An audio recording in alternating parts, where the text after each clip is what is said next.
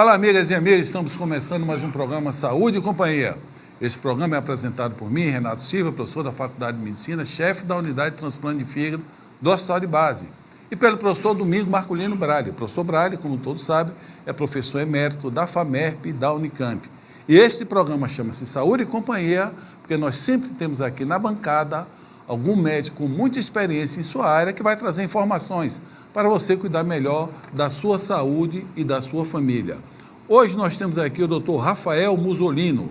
Dr. Rafael é filho de São José do Rio Preto, fez a sua formação médica na Universidade de São Paulo, ele é clínico e pneumologista e o responsável clínico pelo transplante de pulmão do Hospital de Base. Rafael, explica aí para a população o que é pulmão. Bom, o pulmão é o órgão principal para realizar a troca gasosa. Então, através da entrada do ar e da circulação sanguínea, o pulmão ele consegue oxigenar o sangue, uma função vital para o funcionamento dos outros órgãos. Toda hora nós assistimos na imprensa, né, que morre não sei quantas mil pessoas por causa da poluição. Realmente a poluição é um fator importante nas doenças pulmonares? Sem dúvida, né? A gente tem observado ao longo dos anos um aumento considerável de doenças respiratórias relacionadas à poluição, né? E a poluição ela é responsável por uma enorme gama de morte relacionadas à parte respiratória. Existem estudos que mostram que existe um aumento da incidência de asma, de DPOC, né, doença pulmonar obstrutiva crônica, que são consequência da exposição a uma poluição exagerada. E a asma, acho que ela é multifatorial, você me corrija. Se a pessoa vive nesse ambiente propício de poluição e uma pessoa muda, por exemplo, mora em São Paulo, onde tem uma poluição tremenda, ele muda para uma cidade, isso vai implicar em melhor qualidade de vida, diminuir crise de asma, por exemplo? A tendência é que sim, né? Então a asma ela tem um componente genético e tem um componente ambiental. Quando a pessoa que tem essa predisposição genética se expõe a esses antígenos ambientais, esses agentes, e poluição é um deles, ela fica mais suscetível a ter crise. E quando ela consegue evitar essas exposições, ela passa a ter uma melhor qualidade de vida, tendo menos crise e um controle melhor dessa doença.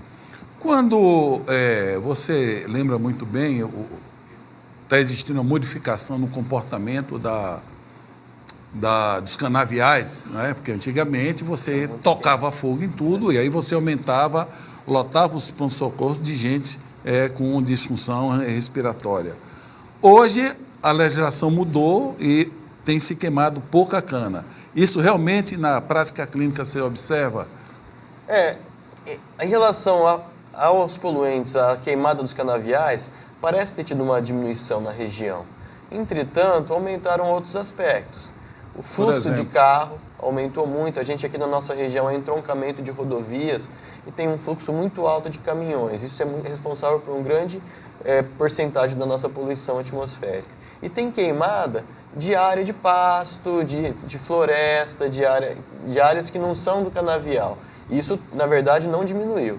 E isso também acaba contribuindo para a poluição. Além disso, acaba tendo pouca incidência de chuva nesses meses que se passaram aí de outono e inverno, e isso contribui para um aumento da concentração dos poluentes.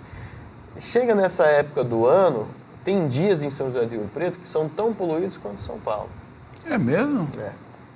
E quando a gente observa, por exemplo, China, você olha, tem cidades na China que tem uma poluição muito grande, essas pessoas usam máscara. Será que a pessoa que está andando de bicicleta em Rio Preto ou de moto, tem algum benefício já uma máscara daquela? Eu acho difícil, a gente não sabe ao certo o quanto que essa máscara ela vai conseguir evitar o contato da pessoa com os poluentes. As partículas maiores, né, que a poluição ela é composta por partículas maiores e partículas menores. As partículas maiores, talvez a máscara consiga ajudar. Mas as partículas menores, que são aquelas que causam mais prejuízo à saúde, essas provavelmente a máscara não consegue resolver. Então é difícil, né? O que a gente sempre pede para os indivíduos é evitar permanecer, se possível, grandes períodos em ambientes, em regiões muito poluídas. Quais são essas na nossa cidade? São as vias de grande tráfego, né? As vias de grande tráfego são as regiões da nossa cidade mais poluídas. Então, seria evitar aqueles horários, 16 horas, 17 de pico. E você falou em tempo. Tem um tempo mínimo ou não está estimado esse tempo? Não está estimado esse tempo. Mas a gente sabe que, assim, tempo em horas não está estimado. Mas que pessoas que moram perto de grandes avenidas, com fluxo alto de carros, elas têm uma chance maior de desenvolver problema respiratório, isso já se tem estudos demonstrando. Rafael, você é filho de médico. Você foi ser médico porque você sempre admirou a medicina ou foi livre, espontânea pressão? Você vai responder no próximo bloco, por favor, não mude de canal.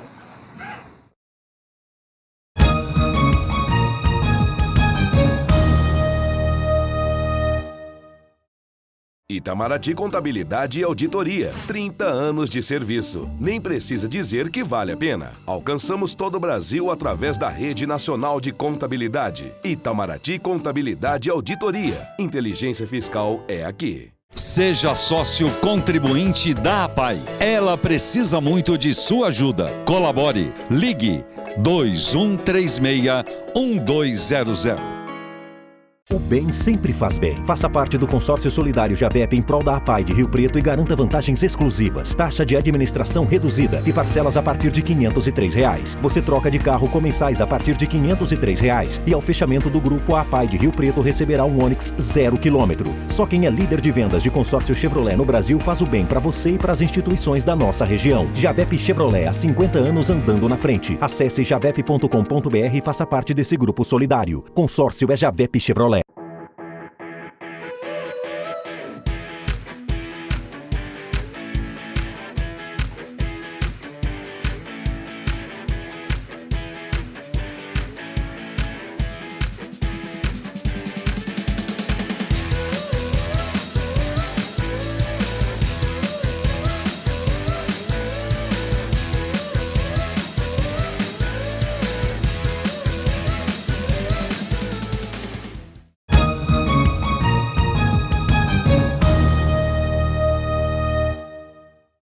Olá, amigos, estamos conversando aqui com Rafael Musolino, que é o pneumologista responsável pela equipe de transplante de pulmão.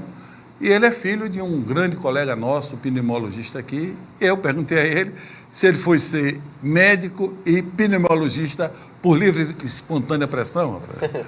Não, na verdade, em casa sempre foi muito livre a escolha, né? Mas é claro que o fato do meu pai ser médico, isso influencia, né? Eu passei toda a infância e adolescência convivendo com isso, né, e tendo admiração, né, e com certeza isso influenciou na minha escolha.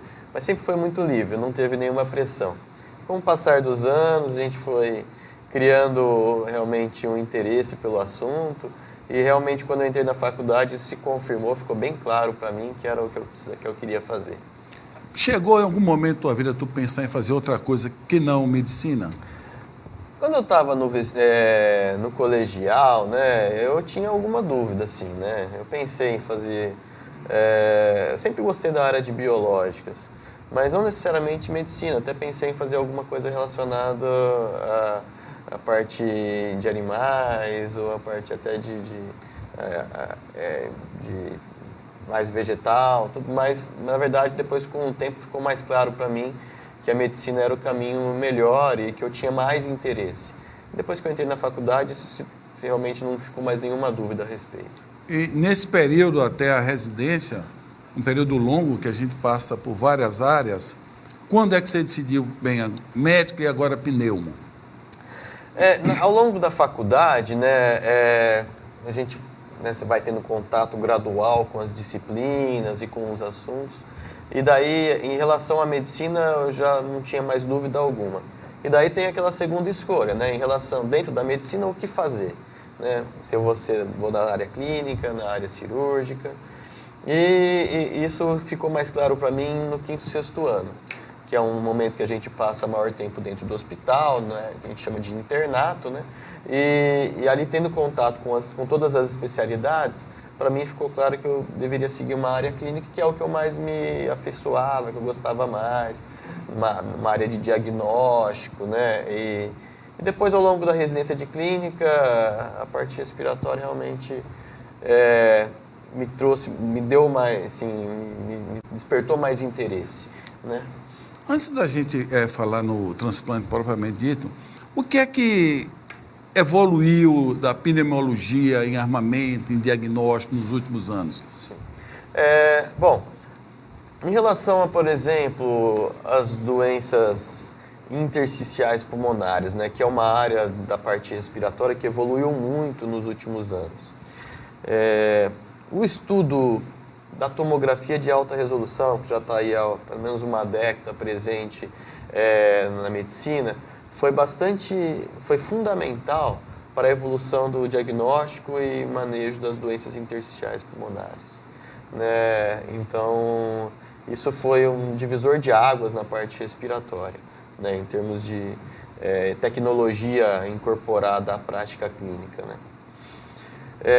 E também, a partir disso, né, o estudo patológico foram se estabelecendo padrões aí de tipos histológicos das doenças intersticiais, que conseguiu se estabelecer grupos e daí determinados tratamentos específicos. Aquele centro que nós temos lá no hospital, centro de recuperação, como é que chama? Reabilitação. De reabilitação. Como é que está essa reabilitação pulmonar? Então, né, a reabilitação cardiopulmonar naqueles indivíduos que têm doenças pulmonares graves, ela é fundamental. Ela tem impacto tanto em qualidade de vida quanto no tempo de vida dessas pessoas.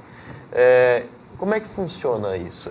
O indivíduo que tem uma doença pulmonar grave, ele tem a tendência a ficar sedentário, né? E com isso ter uma perda de capacidade cardiovascular e perda da musculatura. E isso acaba contribuindo para o indivíduo ter menos capacidade de realizar as coisas no dia a dia. Na reabilitação, a gente consegue colocar esse indivíduo numa situação controlada, com oxigênio, acompanhamento de fisioterapia, que ele faça exercício físico periódico, certo? Um exercício específico para essa situação dele. E com isso, ele consegue melhorar a condição dele geral de vida, qualidade de vida, tendo mais capacidade de fazer as atividades do dia a dia, coisa que ele já havia perdido pela doença pulmonar. E isso tem um impacto fundamental em qualidade de vida. E pensando em transplante, esse indivíduo ele chega melhor com um eventual transplante quando ele faz a reabilitação. Essas doenças DPOC, essas doenças que você pede a possibilidade de troca, não existe, por exemplo, com essa reabilitação, recuperar um pouco de função, por exemplo, de alvéolo? Existe isso, não? Não. A reabilitação ela não tem esse poder de melhorar a função do pulmão. Então, a troca gasosa, a condição ali do alvéolo que está com enfisema ou está fibrosado, isso não retrocede com a reabilitação. Mas o que está em volta, assim, o aspecto cardiovascular e a parte muscular, isso faz diferença. E, consequentemente, esse indivíduo ele acaba lidando melhor com essas limitações da parte respiratória. Rafael, existe hoje uma conscientização de abandonar fumo, né? Parece que tem diminuído. O Brasil tem um esquema que o governo divulga há muitos anos, os males do fumo. Agora entrou esse fumo artificial aí, né? Que a gente está vendo, já teve várias mortes. Não é? Isso continua uma preocupação importante, o fumo na doença pulmonar? Sem dúvida, né? Dentre a grande diversidade de problemas respiratórios que a gente pode ter, um percentual bastante grande é a decorrência do fumo. Se não houvesse fumo na sociedade, uma parte grande, por exemplo, dos pacientes que têm enfisema, né, que a gente chama de DPOC, que inclui o enfisema e a bronquite crônica, 85% desses casos são decorrências do tabaco. 85%?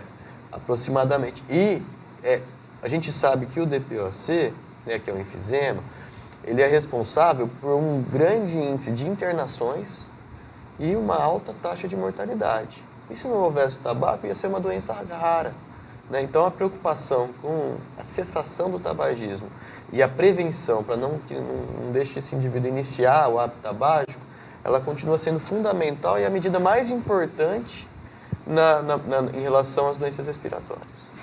Rafael, quem está nos assistindo agora, qual o conselho que você dá para aquela pessoa que quer abandonar o fumo? Mas você vai responder no próximo bloco, por favor, não mude de canal.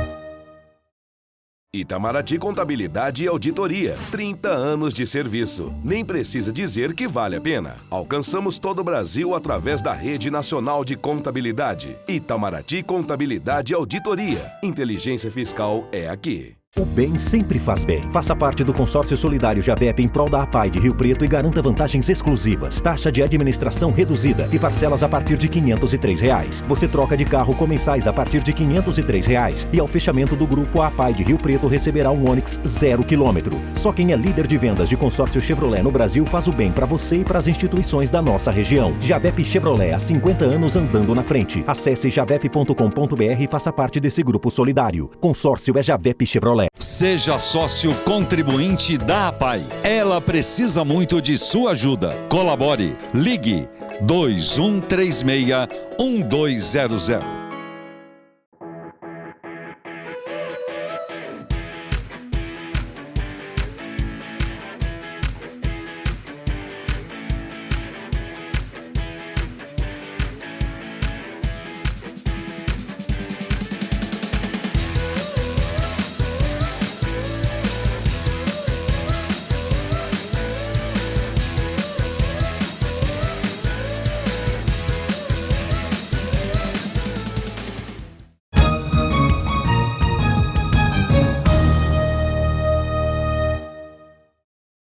Olá, amigas e amigos, estamos começando o último bloco do programa Saúde e Companhia, hoje com a presença do Dr. Rafael Bussolino. E no bloco anterior, eu perguntei a ele qual o conselho que ele dá para você que está nos assistindo, que quer abandonar. Eu acredito que se você tiver vontade de abandonar o fumo, aí o médico pode ajudar bastante. Qual é a estratégia? Bom, então assim, no primeiro momento, com certeza uma coisa mais importante que a pessoa pode fazer para a saúde dela é parar de fumar, cessar o tabagismo. Quando a pessoa ela toma essa decisão, ela quer, não, eu quero parar de fumar. Daí o que ela deve fazer? Existem aí grupos especializados, tanto no serviço público quanto no serviço privado, que vão participar, psicólogos, médicos, que vão conseguir orientar esse indivíduo, tanto em termos comportamentais, que estratégia que ele pode utilizar aí para cessar o tabagismo, mudança de hábito, inclusão de atividade física, né? Programação em relação à diminuição do cigarro, além de estratégias farmacológicas, medicamentos. Hoje a gente tem alguns tipos de medicamentos que podem ser usados individualmente, até em conjunto, para que o indivíduo consiga suportar melhor as crises de abstinência, né? E mudança de rotina e a falta de nicotina, o desconforto que a falta da nicotina faz no organismo. E que isso, aliado a uma boa estratégia comportamental, tem uma boa taxa de sucesso. Então o indivíduo que tem realmente vontade de parar de fumar não deve perder tempo. Procura o médico para tentar ter um auxílio, porque realmente isso vai fazer diferença para o resto da vida. Ô, Rafael, essa síndrome de abstinência normalmente fica por quanto tempo? Eu lembro que quando eu fumei, eu fumei para passar no vestibular, porque chegava 10 horas da noite e dava sono. Então, eu amanhecia o dia assim, eu fumava um cigarro por hora para estudar. Sim. Aí, no primeiro ano de medicina, eu deixei de fumar. Fumei pouco tempo e é uma dependência muito forte. Você sente um vazio no tórax, e eu fumei pouco tempo. Eu dei sorte porque, além disso, se eu fumasse e tomasse alguma coisa, para mim era uma tragédia. Eu ficava... tem um período determinado para chegar para o dizer, olha, segura essa onda aí com 2, 3 meses, isso vai passar. Esse tempo é variável, tá? Mas não tem dúvida que no começo é mais difícil e depois isso vai melhorando. Olha, 1 mês, 2, 3 meses, normalmente depois de 3 meses, essa sensação de abstinência, esse mal-estar, vai ficando bem mais espaçado, né? Vai ficando mais aquela lembrança psicológica, aquela lembrança mais emocional do cigarro, daí mais o hábito, mais a questão química mesmo, ela fica superada normalmente em 3 meses, isso ameniza bastante. Em 3 meses. Então tem que segurar um pouco ali nesses 3 meses, ter persistência, determinação, que isso vai melhorando com o tempo e depois fica bem mais fácil de lidar. Vai começar a fazer exercício, né? Correr um Exatamente. pouco, libera endorfinas, e aí deve ajudar bastante. Ajuda bastante. Rafael, outra preocupação na pneumologia, na tua área, é a tuberculose. A gente, de vez em quando você vê que o mundo, parece que a tuberculose está recrudescendo. Quando é que uma pessoa deve mais... Pô, será que eu tenho tuberculose? Quais são os sintomas?